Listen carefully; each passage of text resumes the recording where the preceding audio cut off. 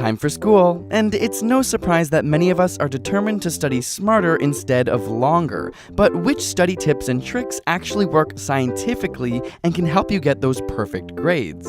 First up, research shows that study sessions are most effective in small, short chunks. Instead of cramming in a 10-hour study session, it's much more effective to spread it out into 20, 30-minute sessions over a few weeks.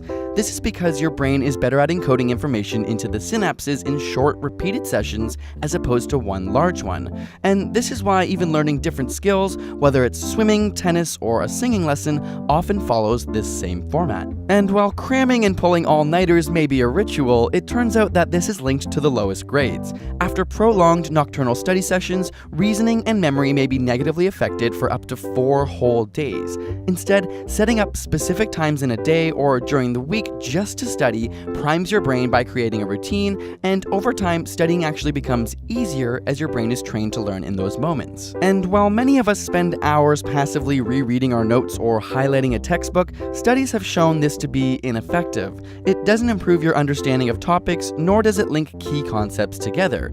It can even be detrimental as it draws your attention to less important information. Flashcards, on the other hand, are proven to be excellent memory reinforcement tools, whether during your scheduled study times or during off times like a bus ride home. It also helps to have a specific goal for each study session. Instead of aimlessly studying, pick one aspect you'll focus on, whether it's balancing chemical equations or learning how to conjugate French verbs. If you can't explain it simply, then you don't understand it well enough.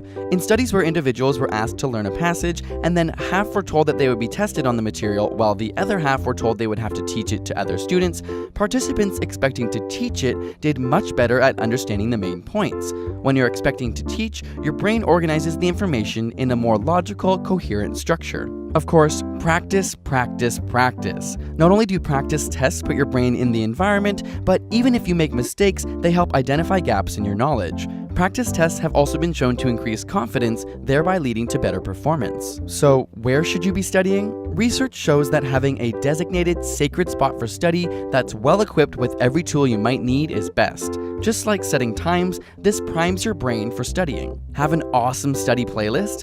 Not so fast. While some studies have shown that certain types of classical music can help improve concentration, a recent study has shown that learning with rhythmic background noise can be detrimental to focus, and those not using music fared much better. And if you haven't already, put away your phone. This is a no-brainer, but your texts and social media notifications severely decrease concentration. Of course, exams can be extremely stressful, so if you want some tips on how to deal with exam anxiety, check out our ASAP Thought video, which breaks down some tips for that. Link in the description. And a big thank you to TD Bank for sponsoring this video. If you're heading to campus this fall, click on the link below or visit td.com/student to see how TD can help you start school with a plan. We know how tough it can be getting buried in books and bills, and TD has some great solutions for you. Be sure to check it out. And subscribe for more weekly science videos.